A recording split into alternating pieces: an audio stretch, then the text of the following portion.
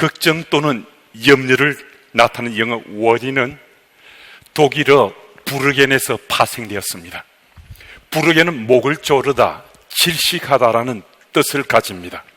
사자가 상한감에 목덜미를 물고 있는 그 모습을 떠올려 보십시오. 바로 그 모습이 부르겐입니다. 걱정이라는 거예요. 단어만 봐도 걱정이 우리에게 얼마나 해롭는지, 해가 되는지 알 수 있거든요. 그래서 어떤 심리학자는 걱정을 느린 형태의 자살이라고도 표현했습니다. 이런 걱정 속에 살아가는 우리 인생인데 참 힘들고 어려울 때 우리 손을 붙잡아줘요. 부족할 때 또 채워줘요. 넘어진 것 같은데 일으켜 또 세워줘요.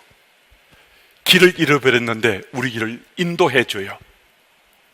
이런 누군가가 있다면 우리는 그분에게 우리 삶을 맡길만 하지 않습니까? 그런 분에게 우리 삶이 돌아설 수 있지 않겠습니까? 오늘 보면 21절 말씀을 보면 예수께서 부자 청년에게 내 소유를 팔아라 라고 말씀했습니다. 그런 다음 그 소유를 판 다음에 그것을 가난한 자들에게 나누주라 라고 말씀했습니다. 그런데 이 부자 청년은 예수께서 주신 이 말씀을 듣고 근심에 빠져 있다가 그 자리에서 되돌아서서 가버리고 말았습니다. 이 부자 청년이 예수님의 말씀을 이해하지 못했기 때문에, 깨닫지 못했기 때문에 돌아서고 말았는가? 그렇지 않습니다. 그 누구보다도 이 부자 청년은 예수께서 하시는 말씀을 잘 깨달았기에, 이해했기 때문에 근심 걱정에 빠져 있다가 되돌아서서 가버리고 말았습니다. 혹시 우리들도 예수께서 주신 말씀을 잘 이해하고 깨쳤기 때문에 근심 걱정에 빠져보신 적 있습니까? 만약 그런 경우를 내가 경험했다면 아마도 그때는 예수께서 말씀을 통해서 분명히 우리에게 말씀하시는 것이 내게 분명히 깨침이 된 거거든요. 그래서 내 생각과 내 욕심에 대해서도, 내 속마음에 대해서도, 그리고 내 관심사에 대해서도 주께서 다 하신다는 생각이 들어서 어찌할 바를 모르게 된 거거든요. 그리고 그때 예수께서는 분명히 우리들에게 내가 깨달은 그 말씀, 이해한 그 말씀대로 순종하라 라고 말씀하셨을 거예요. 그게 힘든 거거든요. 그게 어렵다고 느껴진 거거든요. 예수께서 마치 부자 청년에게 내 소유를 팔아 가난한 자들 나눠주라 하는 이 말씀이 주의 음성으로 내게도 들려졌다는 거예요. 주의 말씀이 깨침이 되었는데도 그 말씀에 대해서 내가 반응하는 나의 삶의 자세가 어떠했는가 생각해 보면요, 적지 않은 때 말씀이 깨침이 되어서 근심 걱정에 빠져서 어찌할 바를 모르다가 그 말씀을 외면하기도 하고요, 무시하기도 하고요, 그냥 내 욕망을 쫓아 그렇게 살았던 적이 한때 두때만이 아닐 수 있습니다. 그런데 말씀은요, 변함없이 일관되게 우리에게 말씀하세요. 어제는 어제라는 거예요. 어제는 과거라는 거예요. 오늘은 현재인데 주께서는 과거의 스토리 가지고 우리에게 말씀하지 않으신다는 거예요. 주께서는 오늘 현재 내 삶 가운데 역사하시고 나의 현재의 삶을 주목하신다는 겁니다. 우리는 이 사실에 대해서 반신반의할 수 있어요. 왜냐하면 우리 시간은 과거도 있고 현재도 있고 미래도 있기 때문에 주께서 왜 지난날 내 삶에 주목하지 않으시겠나 생각할 수 있는데요, 성경 속에 등장하신 하나님은 언제나 현재하시는 하나님이십니다.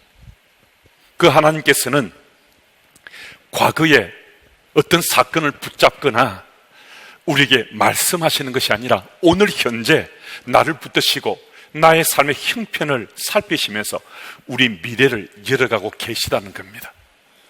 그래서 오늘 우리에게 지금 주어진 이 시간이 정말 중요하다는 겁니다. 오늘 이 시간이 우리 미래를 열어가는 특별한 시점이 될 수 있음을 밝혀주고 있습니다. 그리스도인임에도 불구하고 어제도 그럭저럭 살고 오늘도 그럭저럭 살고 내일도 그럭저럭 정체가 불투명한 회색인으로 사는 것, 이런 삶이 아니라는 거예요. 오늘 바로 이 시점 분기점으로 삼고자 하나님께서 여러분들에게도 제게 두신 이 말씀을 붙잡고 다시 한 번 더 마음에 소망하면요, 정말 어제와는 다른 오늘을 살고 내일의 삶을 살 수 있다는 겁니다. 왜 부자 청년은 예수님을 직접 만났음에도, 그리고 예수께서 주신 말씀을 들었음에도 그 말씀 듣고 그냥 돌아가 버리고 말았는가? 왜 그는 근심에 빠져서 돌아갈 수밖에 없었는가?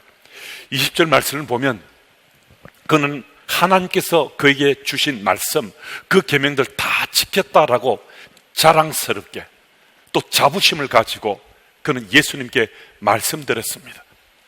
그런데 성경 속에 이 감추어져 있는 메시지는 우리에게 분명히 말씀하시잖아요.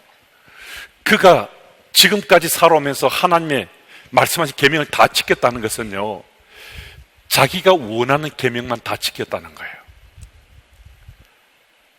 하나님이 원하시는 계명은 다 비껴갔다는 거거든요. 일례로 19절 말씀을 보면 이 청년은 이웃을 자신의 몸과 같이 사랑하는 이 계명을 지켰다고 하는데요, 예수께서는 지금 내가 가진 것 팔아서 가난한 자들에게 나누줘라고, 이웃 사랑하라고 그러니까 근심에 빠져 있다가 그렇게 못하겠노라고 되돌아가 버리고 말았잖아요. 여기서 말하는 주의 일, 내가 하는 일은요, 이것은 특정한 어떤 일을 구별하는 것 아닙니다. 교회 안에서 일이든 교회 밖의 일이든 모든 일을 다 통칭하는 거거든요. 여러분, 이 부자 청년이 우리에게 아주 분명한 메시지 한 가지 말씀해 주는데요, 주님을 믿는다는 것은 내가 원하는 일만을 골라서 행하는 것이 아니라 주께서 원하시는 일을 순종하며 행하는 것임을 밝혀주고 있습니다.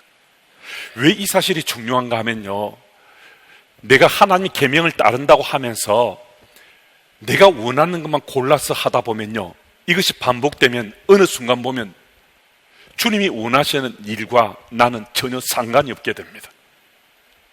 내가 행하는 일들 속에요, 내가 원하는 것만 꼭 찍어서 그 일만 내가 하거든요. 주께서 원하시는 것은 이제 귀에 안 들어옵니다. 눈에도 안 들어옵니다. 마음에도 와닿지 않습니다. 내가 원하는 일만 계속 반복해 하다 보면 주님이 원하시는 것과는 전혀 상관없이 오늘 본문 속에서 예수께서 주신 말씀을 듣고도 노하고 되돌아가 버린 이 부자 청년과 꼭 닮은 꼴이 되어버린다는 겁니다. 여러분, 오늘 이 말씀이 내게 부딪혔어요. 이 말씀이 부딪혔는데 내게 찔림이 되었어요. 이 말씀이 내게 찔림이 되었다면 우린 참 복이 있습니다. 찔림이 된 말씀은 그냥 스쳐 지나가지 않습니다. 그 말씀은 계속해서 내 삶 속에서 되새김질이 되고요, 내 삶 속에서 계속 역동합니다. 그래서 내가 원하는 것만 골라서 주의 말씀을 따른다 했던 내 인생에서 이제는 주님이 원하시는 말씀 따라 살고자 하는 나의 삶의 반응이 하나씩 둘씩 내 삶 속에서 실제로 내가 행하며 살게 된다는 겁니다. 우리는 이 말씀을 듣고서도 아니야, 내가 원하는 것만 골라서 할래, 이렇게 고집하는 분이 계실 수 있습니다. 우리가 계속 고집하면서 내가 원하는 것만 주의 말씀이다 생각하고 살게 되면요, 하나님이 내 속에 살아계신 하나님으로 부딪히지 않습니다. 하나님 뜻과 상관없이 내가 살잖아요. 하나님 살아계시지만 죽으신 하나님으로 내가 만들어버린 거잖아요. 그런데 하나님은 죽으신 하나님이 아니시거든요. 살아계신 하나님이시거든요. 그 하나님이 살아계신 하나님이시라는 사실을 믿으면 내가 원하는 것만 골라서 계명을 지킨다 하는 삶에서 하나님 원하시는 그 삶을 살고자 결심하며 내가 돌이킬 수 있습니다. 주께로 돌이킬 수 있습니다. 저도 부족하고 연약한 사람인지라 때때로 주님 원하시는 것 말고요, 제가 원하는 것만 좀 하고 싶은, 골라서 하고 싶은 그런 마음속에 원함들이 불쑥불쑥 쏟습니다.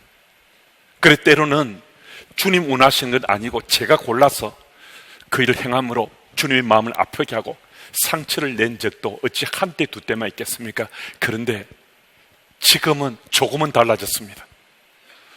요 하나님이 죽으신 하나님이 아니시라 살아 역사하신 하나님이 확신 가운데 믿어져서 정말 제가 정신을 못 차리는 그런 때가 되었다든지, 제가 하나님 말씀과 멀리 떨어져 버린 그런 때 혹시 있기 때문에 몰라도 제가 원하는 것만 골라서 사는 그런 일은 반복하지 않습니다. 주님이 원하시는 그 원하신 무엇인지 고민하고 갈등은 할 수 있지만은 항상 방향은 분명합니다. 제가 너무 쉽게 간단하게 제가 원하는 것 고르지 않고 하나님이 원하시는 것 그렇게 선택해 사는 것, 그렇지 않다는 거예요. 주님이 원하시는 것을 선택할 때 여전히 저는 고민하고 갈등하는데, 그런 선택은 주님이 원하시는 것을 선택할 수 있는 그런 은혜가 제 속에 있다는 겁니다. 여러분, 우리가 원하는 일을 골라 하기보다 하나님이 원하신 일을 순종하며 행할 때 더한 기쁨이 있고 감격이 있고 평안함이 우리 속에 채워집니다. 그 현장에 함께 서실 수 있기를 예수 이름으로 축복합니다. 그리고 부자 청년은 또 한 가지 사실을 우리에게 밝혀주는데요, 이 청년은 예수의 말씀을 온전히 믿지 못했어요. 20절 말씀을 보면 예수께서 내 소유를 팔아 가난한 자들을 주라, 그리하면 하늘에서 보화가 네게 있으리라 라고 말씀하셨습니다.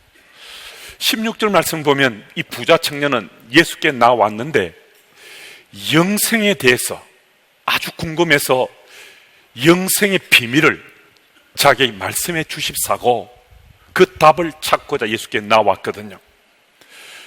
그런데 예수께서 이 청년의 그런 궁금증, 요청하는 것에 대해서 말씀으로 답해 주셨어요. 영생이 무엇인가 궁금한 그에게 영생 곧 하늘의 보화를 얻는 법에 대해서 가르쳐 주었는데, 이 청년은 근심에 빠져 있다가 되돌아서고 말았거든요. 왜 이랬는지, 이 사실은 굉장히 중요한 메시지입니다. 왜 청년이 자기가 물었던 질문에 답을 찾았음에도 불구하고 왜 그냥 되돌아가고 말았는가? 이 메시지는 굉장히 중요한 겁니다. 왜 그랬는가? 예수님의 말씀을 온전히 믿지 못했기 때문입니다. 예수의 말씀을 믿는가, 믿지 않는가, 꼭 믿지 못하는가, 이것은요 단순히 지식을 습득하거나 경험을 내가 내 속에 체득하는 그런 수준이나 단계의 얘기가 아닙니다. 내 인생의 행불행을 결정지을 수 있는 결정적인 잣대가 여기에 달려있다고 할 수 있습니다. 출애굽기 12장 29절 30절 말씀은 이렇게 기록되어 있습니다. 밤중에 여호와께서 애굽 땅에서 모든 처음 난 것 곧 왕위에 앉은 바로의 장자로부터 옥에 갇힌 사람의 장자까지와 가축의 처음 난 것을 다 치심에 그 밤에 바로와 그 모든 신하와 모든 애굽 사람이 일어나고 애굽에 큰 부르짖음이 있었으니 이는 그 나라에 죽임을 당하지 아니한 집이 하나도 없었음이었더라. 아멘. 온 애굽 땅에 애곡하는 소리가 울려 퍼졌습니다. 애굽 땅 온 하늘이 곡성으로 뒤덮였다는 겁니다. 이스라엘 백성들이 살고 있는 고센 땅에도 이 애곡하는 소리가 들려졌을 거거든요. 어쩌면 이스라엘 백성들도 이 곡성을 들으면서 잠 못 이루는 밤을 지새웠을 수도 있습니다. 가족 모두가 장자에게 무슨 일이 일어날까 두려워 떨면서 장자를 감싸고 장사를 지켜보면서 밤을 지새울 수도 있습니다. 하지만 그 밤을 하나님을 찬양하고 하나님 영광 돌리면서 평생 잊지 못할 은혜의 밤으로 그 현장을 보낸 이스라엘 백성들도 적지 않았을 겁니다. 그 죽음의 공포 가운데 어떻게 이것이 가능했는가? 그들은요, 주께서 이미 주신 말씀을 그들은 온전히 믿었기 때문입니다. 출애굽기 12장 13절 말씀은 우리 한번 같이 읽어보겠습니다. 우리 함께요. 내가 애굽 땅을 칠 때에 그 피가 너희가 사는 집에 있어서 너희를 위하여 표적이 될지라. 내가 피를 볼 때에 너희를 넘어가리니 재앙이 너희에게 내려 멸하지 아니하리라. 아멘. 패스 오버입니다. 넘어가신다는 거예요. 이 말씀을 이미 주셨어요. 어린 양의 피를 집 좌우 문설조 임방에 바르면 하나님 사자가 그 집의 장자를 죽이지 않고 넘어가신다라고 이미 이스라엘 백성들에게 말씀 주셨어요. 이 약속의 말씀을 믿은 이들은 죽음이 뒤덮인 그 애굽 땅에서 오히려 하나님을 찬양하고 하나님께 영광을 돌리며 그 밤을 은혜 가운데 보낼 수 있었습니다. 하지만 문설조 임방에 어린 양의 피를 바르고도 이 말씀을 어설프게 믿은 거예요. 이 말씀에 대해서 반신반의한 거예요. 그들은 그 밤을 죽음의 공포 속에서 두려워 떨면서 어쩔 바를 모르며 온 가족이 그 밤을 지새웠을 것입니다. 찬양과 영광으로 가득 찬 은혜의 밤과 두려움과 공포로 떨면서 보낸 밤의 차이는 무엇이었는가? 하나님 약속의 말씀을 온전히 믿었는가? 어설프게 믿었는가? 그 차이였습니다. 여러분, 우리도 마찬가지입니다. 우린 분명히 그리스도인이에요. 하나님 나라 백성이에요. 우리 삶을 주님께 지켜주실 것 같잖아요. 보호해 주실 것이라고 또 믿잖아요. 그런데도 고난은 우리를 비껴가지 않습니다. 시련과 환난은 여전히 우리에게 닥쳐옵니다. 그리할 때 어떻게 할 것인가? 더욱이 세상은 이제는 만몬이 신처럼 행세하면서 만몬신이 우상이 되어버린 이 세상이기에 매일매일 도전의 연속이어서 우리는 응전하며 살아가는 삶일 수밖에 없는 세상이 되었다는 겁니다. 여러분, 이때 정말 우리에게 이 고난의 때, 이 힘들고 어려운 때 우리에게 정말 필요한 것, 그것은 과연 무엇인가? 그것은 과연 무엇인가? 하나님 말씀을 온전히 믿는 겁니다. 하나님 말씀이 온전히 믿어지면요, 고난이 없을 수 없지만은, 시련과 환난이 없을 수 없지만은 우리는 그것을 능히 이겨낼 수 있습니다. 여호와 하나님 말씀을 온전히 믿기 때문에 하나님께서 역사하시고 지금 내 삶 속 간섭하시는 것이 내게 체험되는 거예요. 이 실제 상황 속에서 내게 경험될 수 있는 거예요. 여러분, 부자 청년은 영원한 생명을 취할 수 있는 바로 그 직전에 세상으로 돌아가 버리고 말았습니다. 영생이 무엇인지 하늘의 보화에 대해서 설명해 주셨는데도 그는 세상 근심 속에 빠져 살다가 빠져 있다가 그냥 되돌아 버리고 말았습니다. 우리들도요, 지금 예배당에 함께 앉아 있지만은 요 하나님 말씀을 온전히 믿지 못하고 어설프게 믿게 되면요, 우리도 결정적인 순간에 이 부자 청년처럼 되돌아서게 될 수도 있습니다. 부자 청년을 통한 오늘 내게 주시는 메시지, 하나님 말씀을 어설프게 믿는 것이 아니라 하나님 말씀을 온전히 믿자는 겁니다. 여러분, 오늘도 하나님 말씀을 온전히 믿게 되면 우리는 세상 속으로 돌아가는 존재가 아니라 주께로 돌아서는 존재가 될 수 있습니다. 그 현장에 함께 서서 놀라운 하나님 은혜와 복을 누리시기를 예수 이름으로 축복합니다. 그리고 오늘 본문 21절을 보면 예수께서 부자 청년에게 한 가지를 더 말씀하셨는데 그 말씀은 나를 따르라 라는 말씀이었습니다. 22절 말씀을 보면 예수님의 이 말씀 듣고 이 부자 청년이 근심에 빠졌다라고 말씀하고 있습니다. 아마 그냥 근심할 정도가 아니고요, 심각할 정도로 근심하고 걱정에 빠졌을 겁니다. 그럼에도 그가 내린 결론은 예수님을 따르지 않고 되돌아가 버리는 것이었습니다. 무엇이 문제였는가? 왜 그랬겠습니까? 이 부자 청년의 지금 생의 문제는 무엇입니까? 우리가 다 눈치챌 수 있었잖아요. 다른 것 아니고 자기 욕망의 문제였습니다. 자기 재산을 팔기에는 여기에 대한 이 욕심, 욕망이 포기가 안 되는 거예요. 분명히 그는 영생에 대해서 고민하고 영생에 대한 답을 찾고자 주께로 찾아온 사람입니다. 주께서 지나가다가 그에게 들려준 메시지가 아니에요. 주님을 찾아 답을 얻고자 왔기 때문에 이 청년은 예수님의 이 말씀 듣고 상당히 고민했을 수 있습니다. 정말 따를까? 아니야, 아닌데 돌았어야지. 따를까? 아니야, 돌았어야 돼. 그렇지만 결국 어떻게 했는가? 자기 욕망을 포기하지 못해서 돌아서고 말았습니다. 여러분, 우리 삶의 자리에도요, 나의 욕망, 내 욕심이 포기되지 않으면요, 내가 문제가 되면요, 우리들도 주를 따를 수 없습니다. 이와 관련해서 당신의 경쟁자라는 시를 읽어드리고자 합니다. 이 시는 제가 다른 모임에서 읽어드린 적이 있습니다. 내게는 적이 한 사람이 있었습니다. 나는 그를 알기 위해 무던히도 애썼습니다. 그는 내가 어디를 가든지 나의 발길을 피해 얼굴을 보이지 않았고 나의 계획을 방해했고 나의 목표를 좌절시켰으며 나의 앞길을 가로막았습니다. 높은 목표를 세우려고 노력할 때 그는 을씨년스럽게 내게 말했습니다. 안 된다. 어느 날 밤 나는 그를 붙잡았습니다. 그를 단단히 붙잡았습니다. 그리고 베일을 벗겼습니다. 나는 드디어 그의 얼굴을 보았습니다. 아, 그 얼굴은 바로 나였습니다.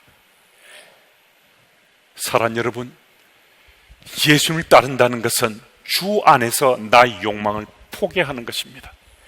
나의 욕망을 포기하지 않고 주를 따르려 하면요, 내 삶이 너무 힘들어요. 내가 힘든 걸 말할 것도 없고요, 예수님도 너무 힘들어 하세요. 내 주변에 있는 사람들도요, 정말 힘들어서 죽을 지경이 될 수도 있거든요.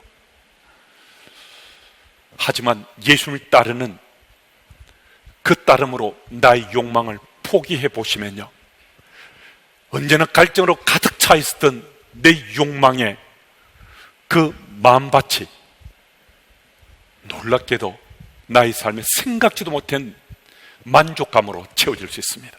그뿐만 아니라 디모데전서 6장 6절 말씀에서 말씀한 지족함의 비밀도 깨치게 됩니다. 이 하나님 말씀에 깨침이 됐어요. 이 하나님 말씀이 믿어지게 됐어요. 그 말씀이 주는 그 족함의 비밀을 내가 깨닫게 되었다는 겁니다. 주를 따른다는 것은 자기 욕망의 포기로부터 시작되는 겁니다. 여러분, 이 시간에 우리 잠시 지금 내가 포기하지 못하고 꼭 붙잡고 있는 욕망이 무엇인지 한번 손가락으로 카운터해 보십시오. 내가 포기하지 못하고 꽉 붙잡고 있는 욕망이 있습니까? 그것을 한번 세워보십시오. 그 무엇이든 주 안에서 포기할 수 있는가? 다른 것은 다 포기하는 이것 하나만은 주님 포기 못하겠는데 이것만은 꼭 붙잡고 제가 주를 그래도 따르려고 하는데 좀 봐주십시오 하는 그 마지막 남은 하나도 있을 수 있습니다. 여러분, 주님께서는 주 안에서 그 마지막 하나, 그 욕망, 그 포기하고 나를 따르라 라고 말씀하십니다. 주를 따르면요, 내가 가진 그 욕망을 뛰어넘는, 그것은 도저히 내게 채워지지 않던 하나님 주신 지족함의 비밀을 깨닫고 하나님께서 약속하신 은혜와 복을 누리며 이 세상 속에서 당당한 그리스도인으로 우리 살아갈 수 있습니다. 여러분, 지족의 비밀을 깨치게 될 때 우리는 세상을 향해 돌아서는 존재가 아니라 주를 향해 돌이키는, 돌아서는 존재가 될 수 있습니다. 주님 주시는 은혜의 장중에 사로잡힌 바에 대해서 오늘도 주 안에서 지족함의 비밀을 깨닫고 정말 행복한 그리스도인으로 살아가시기를 예수 이름으로 축복합니다. 아멘.